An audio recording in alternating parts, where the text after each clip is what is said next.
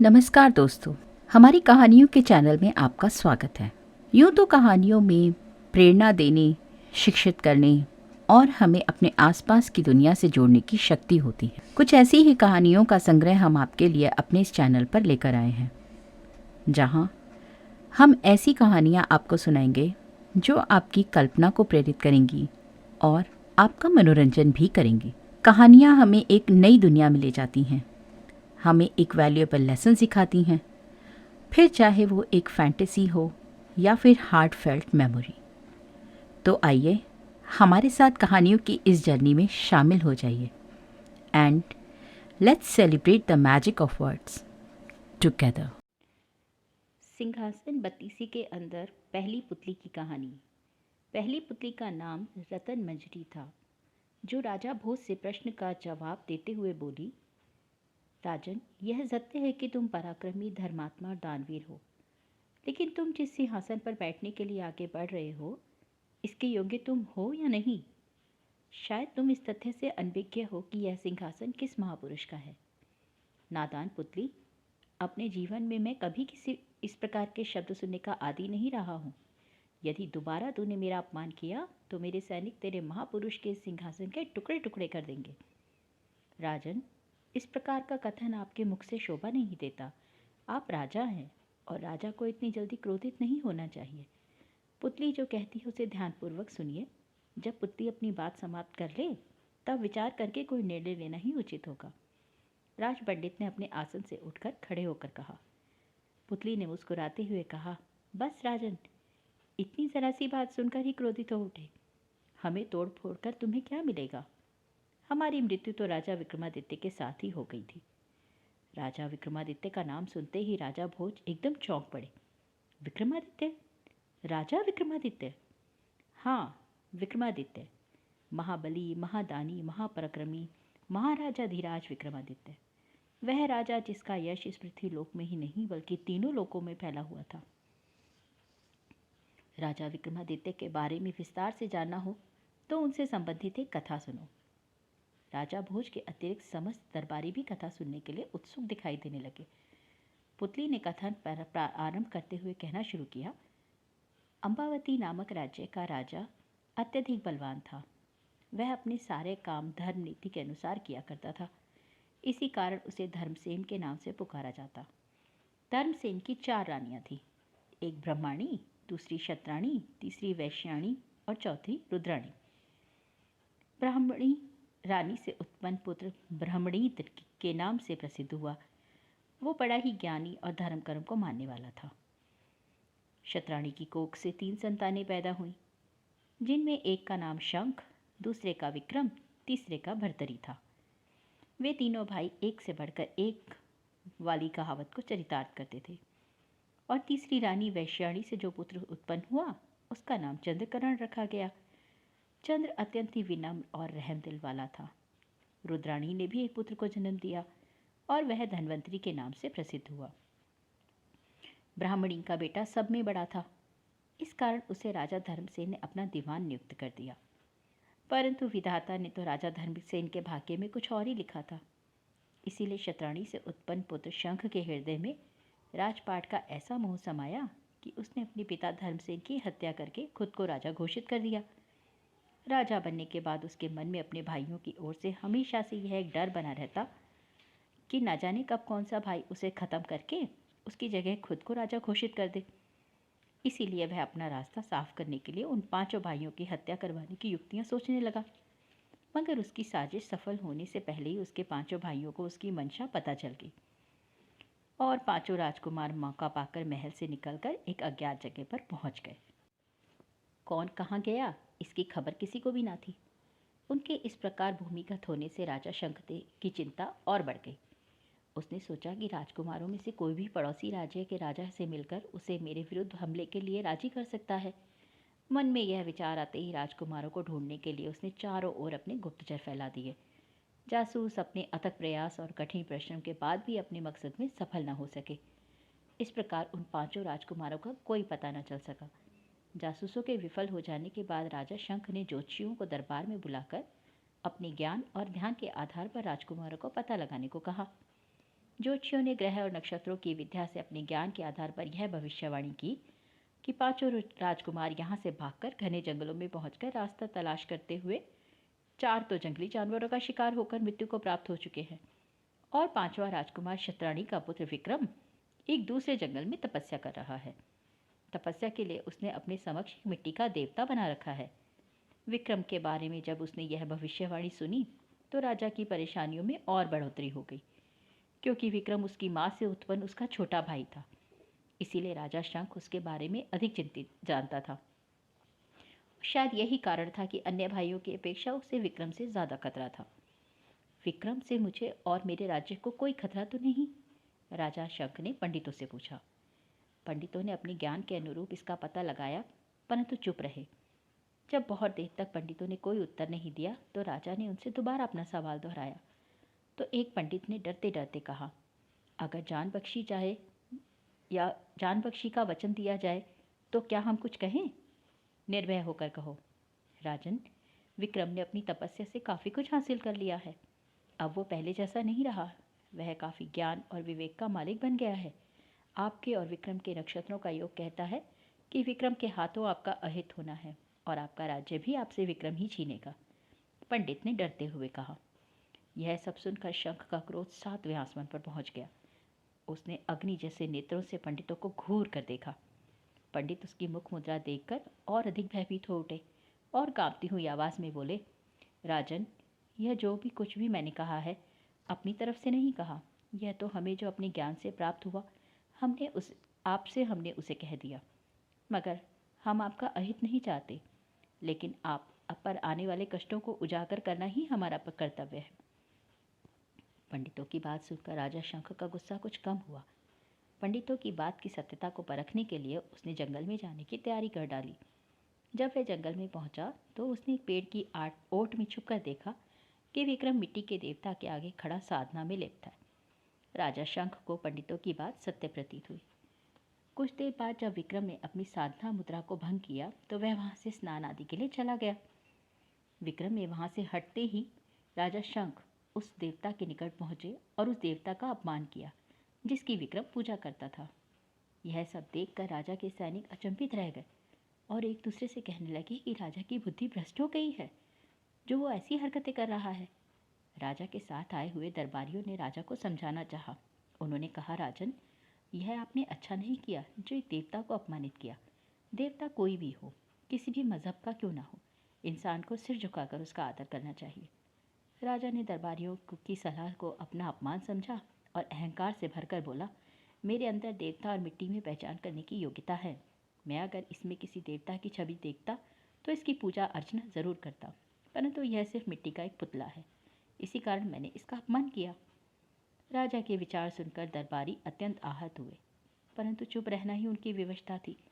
जब राजा शंख विक्रम को मारने के लिए किसी युक्ति पर विचार करने लगा, इसी योजना के अंतर्गत वह विक्रम के निकट पहुंचा और उसने बहुत ही मीठे स्वर में बात करते हुए कहा, विक्रम, यह क्या?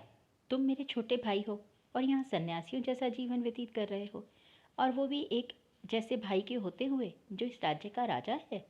तुम्हारी यह स्थिति मेरे मन को अति व्याकुल कर रही है। क्या मैं इस लायक भी नहीं हूँ जो तुम मेरे साथ महल में चलकर रह सको?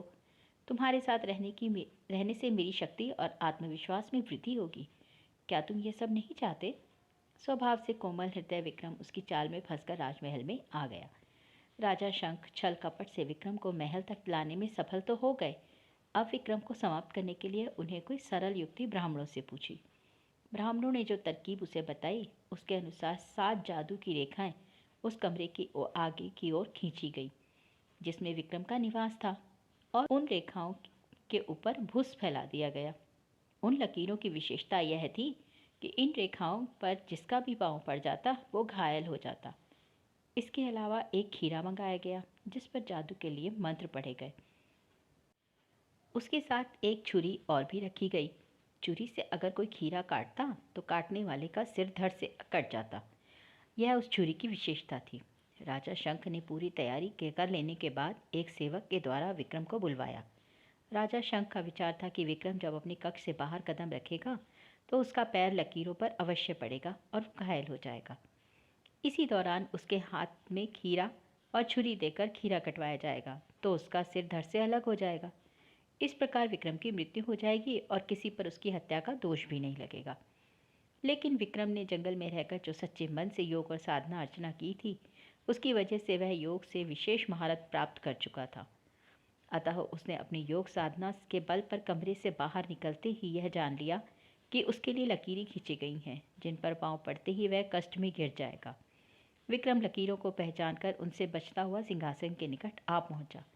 सिंहासन पर बैठे शंख ने जब विक्रम को सकुशल अपने निकट पाया तो वह ईर्ष्या से जल गया। लेकिन ऊपरी तौर पर उसने विक्रम की आवभगत की और कहा, आओ विक्रम, मेरे पास बैठो और ये खीरा काटो, जिसका हम दोनों मिलकर एक साथ सेवन करेंगे। विक्रम उसके मन के भेद को जान गया था, फिर भी उसने एक हाथ में खीरा उठाया और खीरे को घुमा घुमा कर देखने लगा। शंख का दिल तेजी के साथ धड़कने लगा और उसने कहा, विक्रम, इस छुरी को उठाओ और अपने हाथों से खीरा काटकर मुझे खिलाओ। विक्रम ने छुरी को उठाया और उसे खीरे के नज़दीक से लेकर तिरछी नज़रों से शंख की ओर मुस्कुराकर देखा। राजा शंख विक्रम के छुरी उठाते ही अपने आप को सामान्य दर्शाने के लिए इधर उधर देखने लगे। विक्रम को जब विश्वास हो गया कि शंख उसकी ओर नहीं देख रहा, तो फौरन ही उसने बिना किसी विलंब के छुरी को शंख के सीने में उतार दिया। विक्रम का वार इतना तेज था कि शंख का काम तमाम हो गया। राजा शंख की मृत्यु होते ही सारे दरबारी, समस्त सैनिक और सेवक हाथ बांधे विक्रम के आगे खड़े हो गए। राज दरबार में राजा विक्रम की जय जयकार के स्वर गूंजने लगे। तमाम लोगों के चेहरे पर खुशी के जो भाव थे, वो विक्रम के प्रति स्नेह और वफादारी का सबूत थे। जब जनता ने राजा शंख की हत्या के विषय में सुना तो उसमें भी खुशी की लहर दौड़ पड़ी। विक्रम की जय जयकार से सारे नगर की एक एक गली गूंजने लगी। विक्रम राजा की इस खुशी को देखकर इस निर्णय पर पहुंचा कि शंख से वहाँ की जनता कितनी परेशान थी। सैनिक और अंगरक्षक तक शंख के अत्याचार से त्रस्त थे। राजा शंख की मौत पर आंसू बहाने वाला अगर कोई था तो केवल उसकी पत्नी थी, जो उसकी मृत्यु पर बिलख बिलख कर रो रही थी।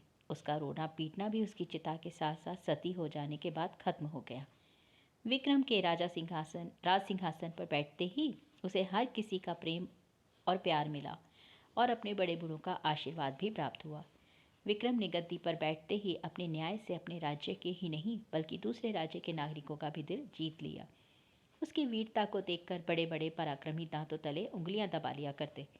पड़ोसी राज्यों के राजा उसके दरबार में हाजिरी देकर अपने आप को सुरक्षित महसूस करने लगे। इस प्रकार विक्रम ने अपने पिता के हत्यारे को मारकर उसकी दुष्टता का फल उसे दिया और जनता को उसके न्याय से मुक्ति दिलवाई। इतना कहकर पुतली मंजरी चुप हो गई।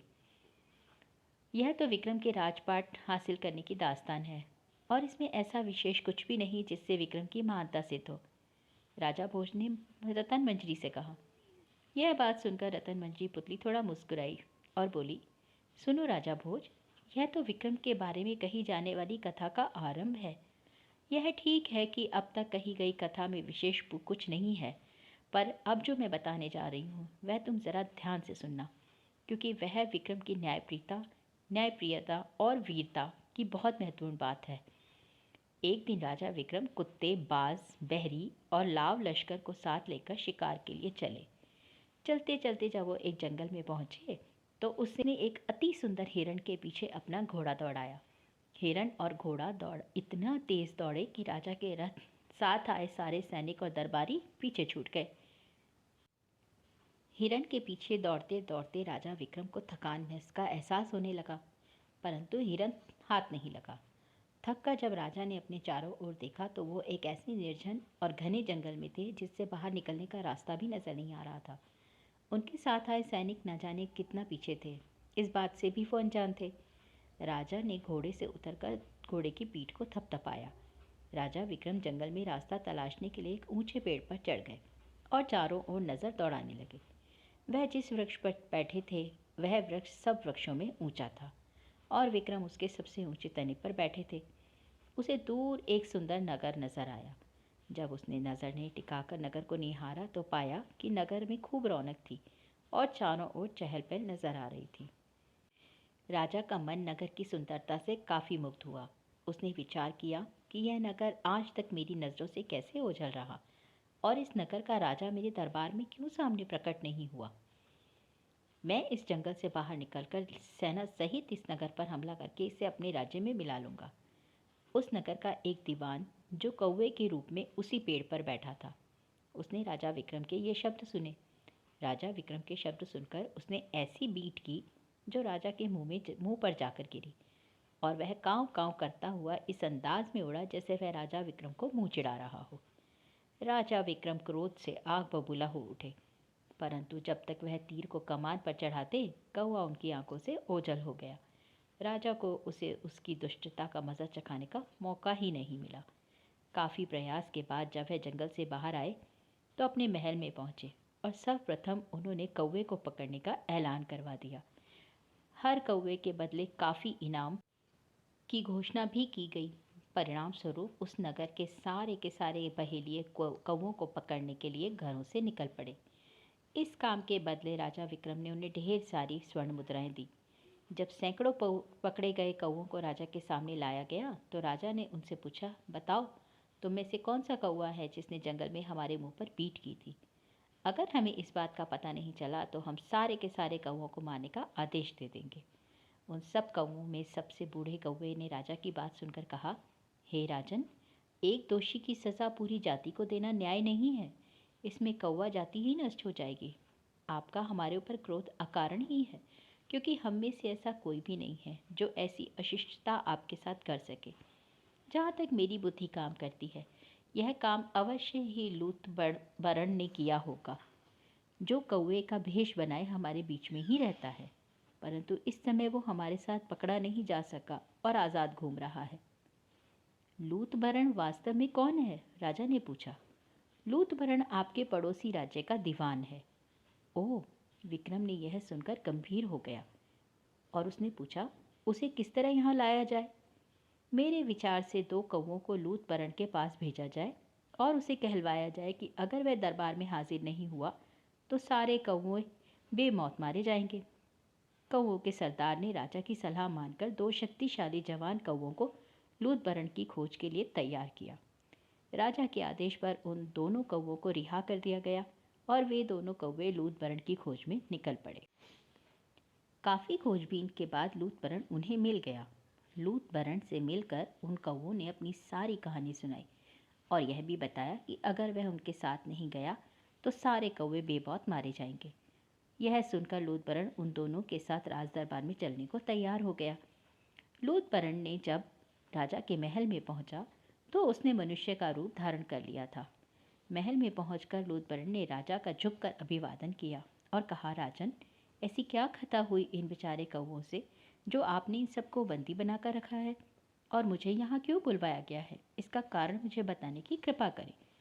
राजा विक्रम के आदेश पर जब लूतबरण को जंगल का वृतांत सुनाया गया तो लूतबरण ने कहा, राजन, जो अपराध मैंने किया है उसकी सज़ा इन सबको देना उचित नहीं है।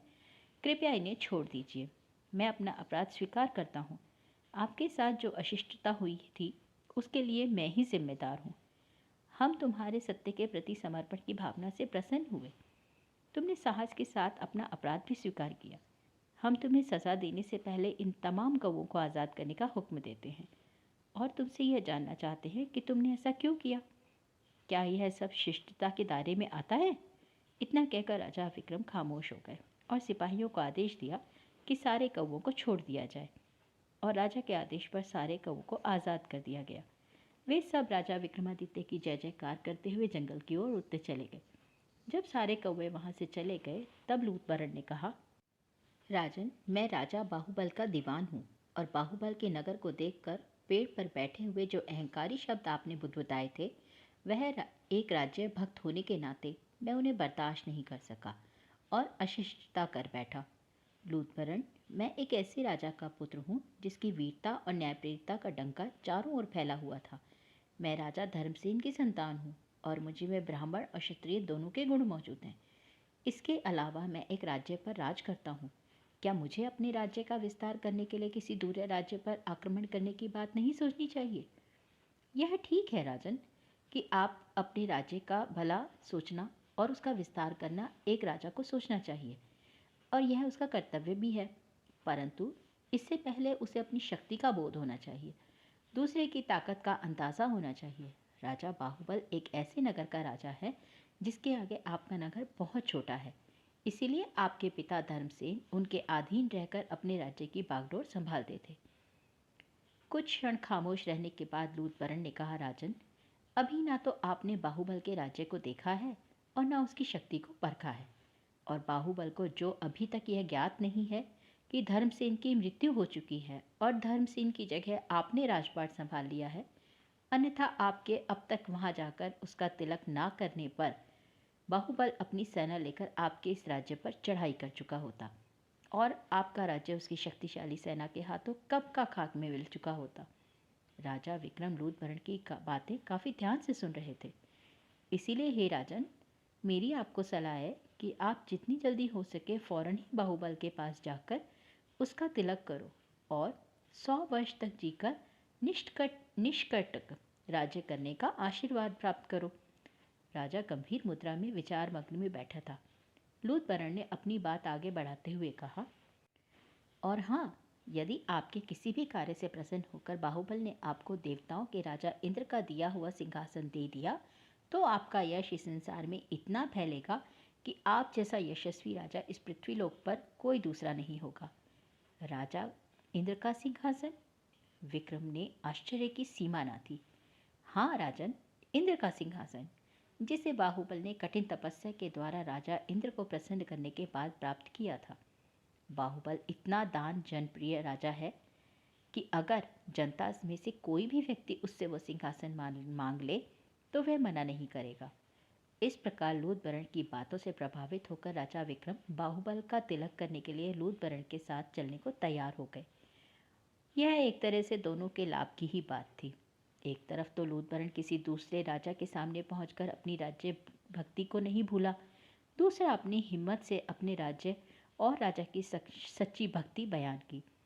दूसरी तरफ राजा विक्रम भी अपनी झूठी शान को ना दिखाकर अपने राज्य की भलाई के लिए बाहुबल के नगर की ओर जाने को तैयार हो गए। इस तरह दोनों ने अपने उच्च चरित्र का प्रदर्शन किया। जब राजा विक्रम लूथबरन के साथ बाहुबल के नगर में पहुंचे तो वहां का वैभव, वहां की सुंदरता देखकर उनके आश्चर्य की सीमा न रही। विक्रम को अतिथि गृह में बैठाकर लूथबरन राजा के पास पहुंचे। राजा बाहुबल के समक्ष पहुंचकर उसने अभिवादन किया और कहा, महाराजा धीराज धर्मसेन का पुत्र विक्रम आपके दर्शन हेतु आया है। उसे ससम्मान हमारे पास लाओ, बाहुबल ने कहा। बाहुबल का आदेश पाकर लूथबरन विक्रम को बाहुबल के पास ले गया। बाहुबल के ने अतिथि सत्कार की शिष्टता का निर्वाह करते हुए उसकी कुशल क्षेम पूछी और अपने पास बिठाया। इस प्रकार वहां राजा विक्रम को कई दिन बीत गए। उसका अतिथि सत्कार उसकी कल्पना से भी अधिक हुआ और वह वहां के अतिथि सत्कार, वैभव और राजा की न्यायप्रियता को देखकर अत्यधिक प्रभावित हुए। लूथबरन, अब मुझे यहाँ रहते हुए काफ़ी दिन व्यतीत हो चुके हैं, अतः अब मुझे अपने नगर जाना चाहिए। तुम बाहुबल से मेरे जाने की आज्ञा का प्रबंध करो। बहुत दिनों तक राजा बाहुबल के अतिथि सत्कार में रहने के बाद विक्रम ने लूथबरन से कहा, राजन, हमारे राजा का स्वभाव बिना दूसरों की मर्जी के जाने को ना कहना है। अतः अगर आप जाना ही चाहते हैं तो आप स्वयं राजा के सम्मुख जाकर जाने की इजाज़त मांगो। और हाँ, याद रहे, अगर राजा बाहुबल आपसे कुछ मांगने को कहें तो आप उनसे इंद्र का सिंहासन मांग लेना। लूथबरन ने अपना मशवरा और राजा का स्वभाव बताते हुए कहा। विक्रम इंद्र के सिंहासन के प्रति और अधिक जानना चाहता था, इसीलिए उसने लूथबरन से कहा, मुझे सिंहासन के प्रति कुछ विस्तार से बताओ। राजन, यह सिंहासन कोई साधारण सिंहासन नहीं है। यह राजा इंद्र का सिंहासन है। यह सबसे पहले महादेव के पास था। महादेव ने इंद्र से प्रसन्न होकर इसे इंद्र देवता को दे दिया और बाहुबल की तपस्या से खुश होकर राजा इंद्र ने यह बाहुबल को दे दिया। यह सिंहासन साधारण सिंहासनों से अलग है। इस पर जो भी बैठेगा वह तीनों लोकों पर राज करेगा। इसमें जड़ित रत्न जवाहरात का मूल्य संसार के सारे राजा भी मिलकर नहीं चुका सकते। इसके चारों ओर 32 पुतलियां बनी हुई हैं और ऐसा लगता है जैसे ये पुतलियां पत्थर की ना होकर जीवित हों और देखने में ऐसा प्रतीत होता है कि मानो अभी बोलने लगेंगी। लूथबरन ने इंद्र के सिंहासन की व्याख्या करते हुए विक्रम को विस्तार से बता दिया। लूथबरन ने जब विक्रम को जो बताया था उससे विक्रम की जिज्ञासा और बढ़ गई। अगले दिन लूथबरन राजा के पास जाकर बोला, महाराज, अतिथि विक्रम द्वार पर खड़े हैं और विदा की आज्ञा चाहते हैं। यह सुनकर राजा तुरंत द्वार पर पहुंचे। विक्रम ने राजा को देखकर उनका अभिवादन किया। खुश होकर राजा ने कहा, हे विक्रम, जो जी चाहे मांग लो। महाराज, वैसे तो मेरे लिए आपका आशीर्वाद ही बहुत है, पर यदि आप कुछ देना ही चाहते हैं तो वो सिंहासन दे दीजिए जो राजा इंद्र ने से आपने प्राप्त किया था। विक्रम ने राजा के सम्मुख सिर झुकाकर कहा। यह सुनकर राजा मुस्कुराए और बोले, ठीक है, हमने वो सिंहासन तुम्हें दिया। इस प्रकार विक्रम राजा इंद्र का सिंहासन अपने साथ लेकर अपने राज्य लौटे। सिंहासन पाकर विक्रम बहुत प्रसन्न थे। सिंहासन को प्राप्त करते ही उसका नाम चारों ओर फैलने लगा। आड़ोस पड़ोस के राजाओं ने आकर विक्रम को तिलक करना प्रारंभ कर दिया और जो अहंकार में डूबकर तिलक करने नहीं आया उसे अपना राज्य गंवाना पड़ा और विक्रम से अपनी जान बचाने के लिए वह दर दर भटकता फिरा। इस प्रकार विक्रम विक्रमजीत के नाम से प्रसिद्ध हुआ। जब उसकी ख्याति इस लोक के साथ साथ अन्य लोकों में भी फैलने लगी तो उसने अपने राज्य का विस्तार करना आरंभ कर दिया। अब उसके राज्य की सीमा को नाप पाना कठिन था। दूर दूर तक विक्रम का ही राज था और विक्रम अब राजा विक्रमादित्य के नाम से चारों ओर ही नहीं अपितु तीनों लोकों में प्रसिद्ध हो गया था। एक दिन विक्रमादित्य ने अपने राज्य के राज पंडितों को बुलाकर कहा, मेरा मन करता है कि मैं अपने नाम को सदा जीवित रखने के लिए विक्रम संवत चलाऊं। ग्रह की चाल और शास्त्र आदि इत्यादि के बारे में क्या कहते हैं, मुझे बताओ। राजन, आपका यश जो इस समय तीनों लोकों में फैला हुआ है, इसके चलते आप जो भी उचित समझें कर सकते हैं। हमेशा सफलता हमेशा आपके कदम चूमेगी, पंडितों ने कहा। पंडितों की बात सुनकर राजा ने एक विशेष दिन बहुत ही भव्य आयोजन किया। उस आयोजन पर दिल खोलकर दान पुण्य किया गया और उसी दिन राजा विक्रमादित्य ने अपने नाम के अनुरूप विक्रम संवत की नींव डाली। विक्रमादित्य की सिंहासन पर बैठने की कथा को सुनाकर पुतली ने कहा, अगर तुम में विक्रमादित्य के समान गुण हो तो तू इस सिंहासन पर बैठने के योग्य है, अन्यथा नहीं। राजा भोज पुतली की बात सुनकर सोच में पड़ गए। इस प्रकार उस दिन सिंहासन ग्रहण करने की शुभ घड़ी समाप्त हो गई। अगले दिन जब राजा भोज ने शुभ मुहूर्त निकलवा कर सिंहासन पर बैठने के लिए अपना कदम बढ़ाया कि तभी राजा भोज एक तेज आवाज़ वातावरण में गूंजती चली गई। यह अप्रत्याशित आवाज़ सुनकर राजा के साथ सारे दरबारी चौंक पड़े। सबने देखा कि पहली पुतली रत्नमंजरी जो चुप थी, मगर दूसरी पुतली अपनी आंखों को चारों दिशाओं में घुमा घुमा कर पूरे दरबार का निरीक्षण कर रही थी। उसकी चमकीली आंखों को चारों ओर घूमता देखकर सभी लोग आश्चर्यचकित थे।